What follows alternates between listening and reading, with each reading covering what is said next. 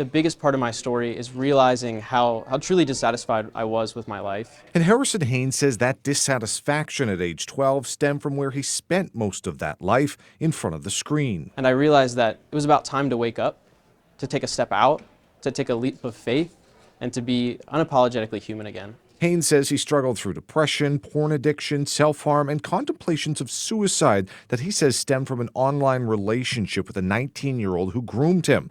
Now 21 and a student at James Madison University, he's changed his relationship with his phone and technology, considering himself a digital intentionalism advocate. We are in the driver's seat. We have the capability to influence our families, to influence our communities, and create societal change. Thursday, he brought his story to Governor Glenn Youngkin's Reclaiming Childhood event to talk about the dangers of cell phones, social media, and ways to address it. It is incredibly important that we work together to do this because that's the only way we're going to be successful. It coincided with a new executive order from Youngkin that directs state agencies to work with groups and parents and creates a permanent task force on the issue. And then on top of that, creating a toolkit that has all the information that we can put in one place for parents to find resources. Youngkin says this will build off his mental health initiative, Right Help Right Now, and his recent order creating cell phone-free schools. Looking ahead to the next General Assembly session, he says he wants to raise the age required to get parental consent to create a social media account from 13 to 18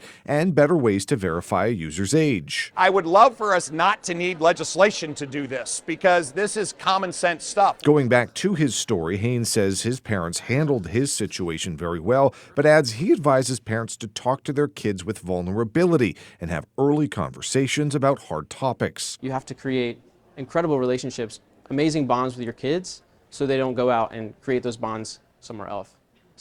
While for kids, he says, put down the phone and find an in-person community. So I think creating spaces where people can be completely authentic, unapologetically human, where they can take down their walls. Both Youngkin and Haynes says they're not completely against technology and know ditching it entirely isn't realistic, but want to advocate safer use. Haynes says he follows what he calls his 9 digital boundaries, but people can start with just one. Just say, today I'm going to spend 30 minutes less on my phone than I did yesterday, or 10 minutes, or 5 minutes. I mean, whatever is manageable. And that keynote speech given by Haynes really is worth listening to in full, and you can find it on our website, WTVR.com. In Henrico, Cameron Thompson, CBS 6 News.